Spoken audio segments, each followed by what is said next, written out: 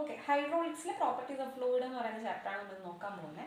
അപ്പോൾ ആദ്യം കുറച്ച് ടേംസ്, അവരുടെ SI യൂണിറ്റ്, CGS യൂണിറ്റ്, അതൊക്കെ നമ്മൾ മനസ്സിലാക്കിയിരിക്കണം. ഓക്കെ, അപ്പോൾ ഓരോന്നായിട്ട് നോക്കാം. ആദ്യത്തത് ഡെൻസിറ്റി അല്ലെങ്കിൽ അതിൻ്റെ വേറൊരു പേര് മാസ് ഡെൻസിറ്റി അല്ലെങ്കിൽ സ്പെസിഫിക് മാസ്. അതിന് നമ്മൾ ഡിനോട്ട് ചെയ്യുന്ന റോ ആണ്. ഇതിൻ്റെ അതർ നെയിംസും ഓർത്ത് വയ്ക്കുക. ഓക്കെ, ഡെൻസിറ്റി, മാസ് ഡെൻസിറ്റി അല്ലെങ്കിൽ specific mass denoted by rho. Density എന്ന് പറഞ്ഞാൽ എന്താണ്? It is the ratio of അല്ലെങ്കിൽ it is the mass per unit volume, mass of a fluid per unit volume എന്ന് നമുക്ക് ഡെൻസിറ്റിയെ പറയാം. ഡെൻസിറ്റി എന്ന് പറഞ്ഞാൽ മാസ് ബൈ വോളിയം ആണ്. ഇനി അതിൻ്റെ SI യൂണിറ്റും അതുപോലെ തന്നെ CGS യൂണിറ്റും നോക്കാം. മാസിൻ്റെ യൂണിറ്റ് എന്താ? മാസിൻ്റെ SI യൂണിറ്റ് കിലോഗ്രാം, വോളിയത്തിൻ്റെയോ മീറ്റർ ക്യൂബ്. അപ്പോൾ SI യൂണിറ്റ് എന്ന് പറയുമ്പോൾ കിലോഗ്രാം പെർ മീറ്റർ ക്യൂബ് ആണ് ഡെൻസിറ്റിയുടെ SI യൂണിറ്റ്. അപ്പോൾ CGS യൂണിറ്റ് വന്നിട്ട് കിലോഗ്രാമിൻ്റെ CGS യൂണിറ്റ് എന്താ? ഗ്രാം. മീറ്റർ ക്യൂബിൻ്റെ സെൻറ്റിമീറ്റർ ക്യൂബ്. ഓക്കെ, അപ്പോൾ CGS യൂണിറ്റുമായി SI യൂണിറ്റുമായി. ഇനി നമുക്ക് ഡെൻസിറ്റി ഇനി നമുക്ക് ഡെൻസിറ്റി ഓഫ് വാട്ടറും അതുപോലെ തന്നെ ഡെൻസിറ്റി ഓഫ് മെർക്കുറിയും അറിഞ്ഞിരിക്കേണ്ടതായിട്ടുണ്ട്. ഡെൻസിറ്റി ഓഫ് വാട്ടർ എന്ന് പറഞ്ഞാൽ 1000 കിലോഗ്രാം പെർ മീറ്റർ ക്യൂബ് ആണ്. അതുപോലെ തന്നെ മെർക്കുറിയുടെ density 13600 kilogram per metre cube. ഈ രണ്ട് കാര്യങ്ങൾ നമ്മൾ കാണാൻ പഠിച്ചിരിക്കുന്നത് നല്ലതായിരിക്കും. ഓക്കെ, ബൈ ഹാർട്ട് ചെയ്യാൻ ശ്രമിക്കുക. അപ്പോൾ അത്രയാണ് ഡെൻസിറ്റി പറ്റി പറയാനുള്ളത്. ഇത് നമുക്ക് വേണമെങ്കിൽ ചോദിക്കാം, ഡെൻസിറ്റി കൂടുമ്പോൾ വോളിയത്തിന് എന്ത് സംഭവിക്കും എന്ന് ചോദിക്കാം. ഡെൻസിറ്റി കൂടുമ്പോൾ വോളിയത്തിന് എന്ത് സംഭവിക്കും? കുറയും. ഡെൻസിറ്റി കൂടുമ്പോൾ മാസിന് എന്ത് സംഭവിക്കും? മാസ് കൂടും. ഓക്കെ, അപ്പോൾ ഇതൊക്കെ നമുക്ക് മനസ്സിലാക്കാവുന്ന കാര്യങ്ങളാണ്. ഇനി അടുത്ത് നമുക്ക് നോക്കാനുള്ളതാണ് വെയിറ്റ് ഡെൻസിറ്റി. വെയിറ്റ് ഡെൻസിറ്റി അല്ലെങ്കിൽ സ്പെസിഫിക് വെയിറ്റ് അല്ലെങ്കിൽ unit weight denoted by W. Weight density അല്ലെങ്കിൽ സ്പെസിഫിക് വെയിറ്റ് അല്ലെങ്കിൽ യൂണിറ്റ് വെയിറ്റ്, ഇത് രണ്ടും കൂടെ തിരിഞ്ഞു പോകാതിരിക്കുക. വെയിറ്റ് ഡെൻസിറ്റി W എന്ന് പറഞ്ഞാൽ it is the weight of a fluid.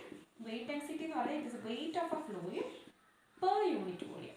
Wait per unit volume ആണ് വെയിറ്റ് ഡെൻസിറ്റിയും, മാസ് പെർ യൂണിറ്റ് വോളിയം ഡെൻസിറ്റിയും ആണ്. ഓക്കെ, ഇനി അപ്പോൾ ഇതിൻ്റെ SI യൂണിറ്റ് എങ്ങനെ വരും? വെയിറ്റിൻ്റെ യൂണിറ്റ് എന്താ? SI യൂണിറ്റ് ആണ് പറയുന്നത്.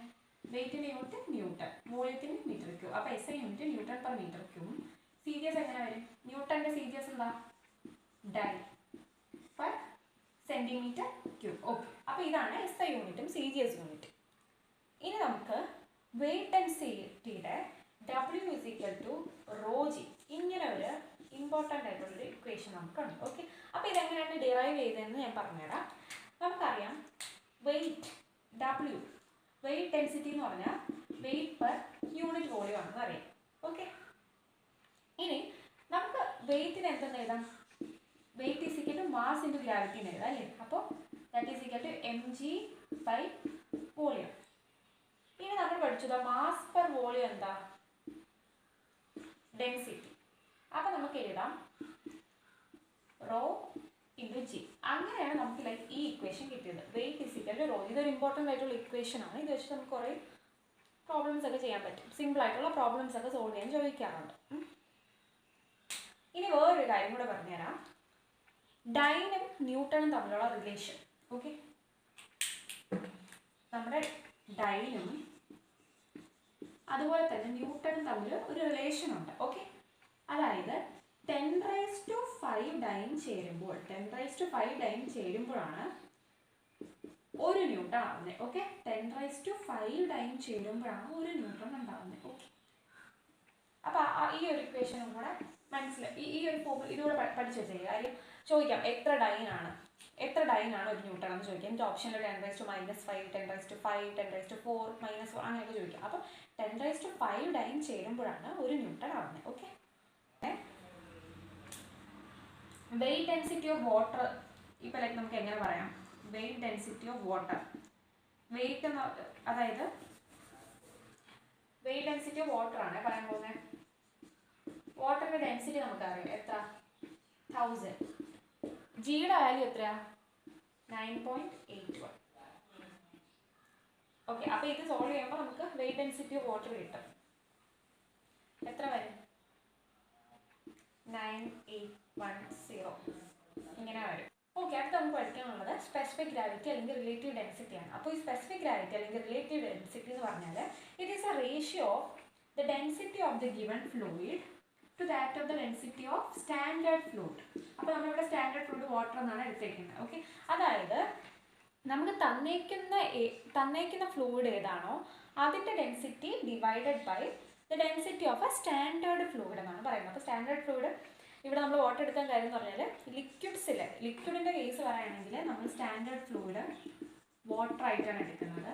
ഗ്യാസിൻ്റെ കേസ് പറയുകയാണെങ്കിൽ നമ്മൾ എയർ ആണ് സ്റ്റാൻഡേർഡ് ഫ്ലൂയിഡ് എന്ന് പറയുന്നത്. ഓക്കെ, അപ്പോൾ specific gravity is the ratio of density of given fluid to that of the density of a standard fluid. Okay, അല്ലെങ്കിൽ നമുക്ക് അതിനെ ഇങ്ങനെയും പറയാം, it is the weight density of a given fluid to that of the weight density of a standard fluid. ഇങ്ങനെയും നമുക്ക് അതിനെ പറയാം. Okay, ഇനി ഇതിൽ ലൈക്ക് ഡയമെൻഷൻ ഇല്ല, കാര്യം രണ്ടും സെയിം ക്വാണ്ടിറ്റി ആണല്ലോ, അപ്പോൾ ഡയമെൻഷൻ ഇല്ല. Okay, it has no dimension. ഇനി നമുക്ക് മെർക്കുറിയുടെ സ്പെസിഫിക് ഗ്രാവിറ്റി എത്രയാണെന്ന് നോക്കാം.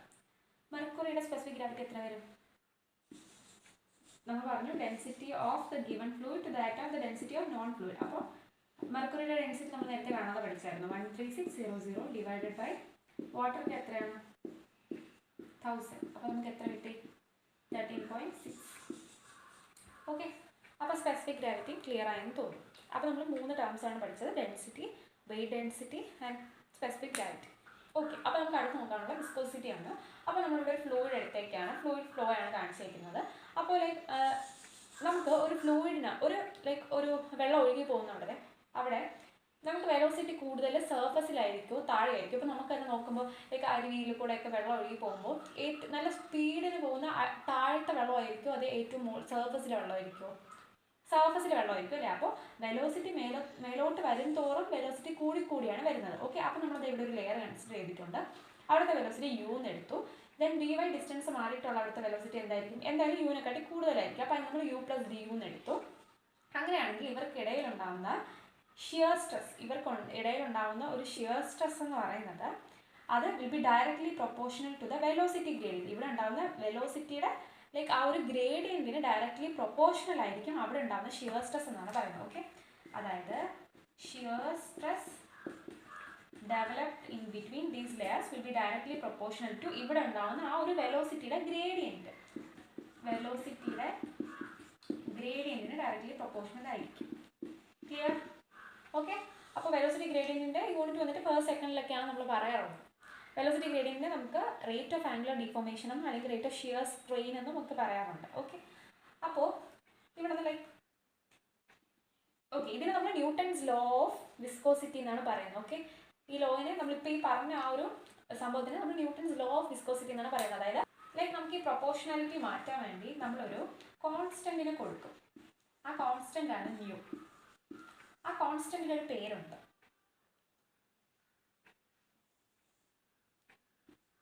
കോഎഫിഷ്യന്റ് ഓഫ് വിസ്കോസിറ്റി എന്ന് നമ്മളതിനെ പറയും.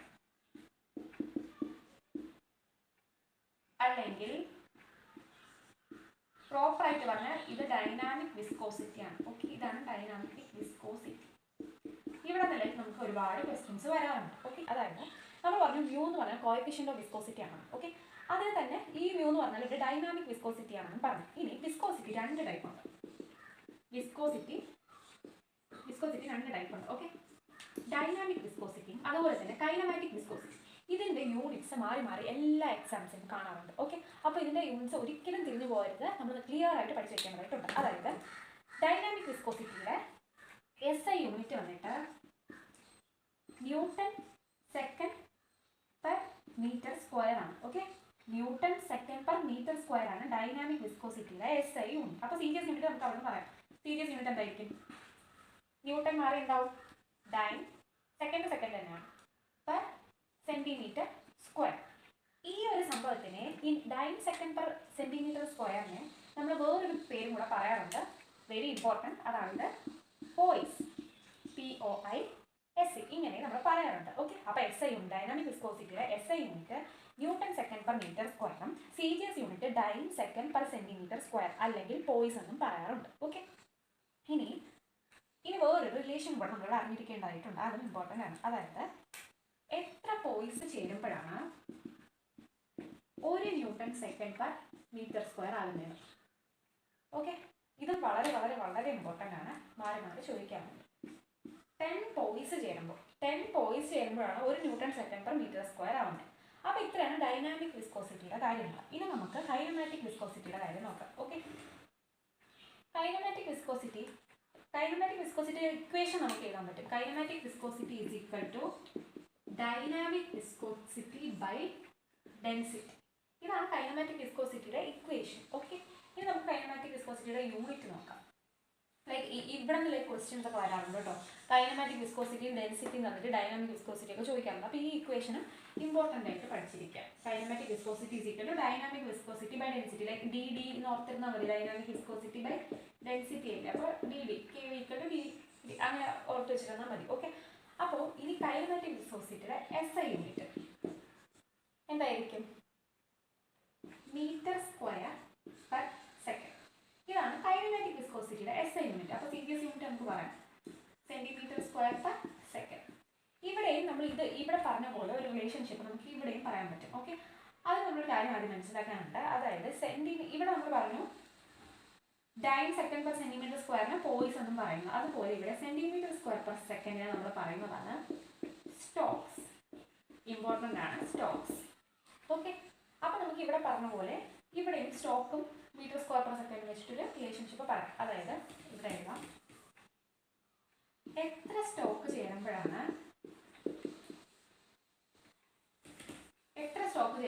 1 മീറ്റർ സ്ക്വയർ പെർ സെക്കൻഡ് ഉണ്ടാവുമെന്ന് ചോദിക്കാം. ഓക്കെ, ഇമ്പോർട്ടൻ്റ് ആയിട്ട് മനസ്സിലാക്കി വയ്ക്കുക. 10⁴ സ്റ്റോക്ക് ചേരുമ്പോഴാണ് 1 മീറ്റർ 10⁴ സ്റ്റോക്ക് ചേരുമ്പോഴാണ് 1 മീറ്റർ സ്ക്വയർ പെർ സെക്കൻഡ് ആവുന്നത്. ഇത് രണ്ടും തിരിഞ്ഞു പോകാതെ കറക്റ്റായിട്ട് മനസ്സിലാക്കി വയ്ക്കുക. ഓക്കെ, അപ്പോൾ നമ്മൾ ഇത്രയും കാര്യങ്ങളാണ് പറഞ്ഞത്. വിസ്കോസിറ്റി 2 ടൈപ്പ് ഉണ്ട്, ഡൈനാമിക് വിസ്കോസിറ്റിയും കൈനമാറ്റിക് വിസ്കോസിറ്റിയും. ഡൈനാമിക് വിസ്കോസിറ്റിയുടെ SI unit newton second per metre സ്ക്വയറും കൈനമാറ്റിക് വിസ്കോസിറ്റിയുടെ SI unit metre square per സെക്കൻഡും. CGS യൂണിറ്റ് വരുമ്പോൾ ഡൈനാമിക്കിലെ ഡൈൻ സെക്കൻഡ് പെർ സെന്റിമീറ്റർ സ്ക്വയറും കൈനമാറ്റിക് വിസ്കോസിറ്റിയുടെ സെന്റിമീറ്റർ സ്ക്വയർ പെർ സെക്കൻഡും. ഈ ഡൈൻ സെക്കൻഡ് പെർ സെന്റിമീറ്റർ സ്ക്വയറിന് നമ്മൾ പോയിസ് എന്ന് പറയാറുണ്ട്. അതുപോലെ സെന്റിമീറ്റർ സ്ക്വയർ പെർ സെക്കൻഡിൽ നമ്മൾ സ്റ്റോക്ക് എന്ന് പറയാറുണ്ട്.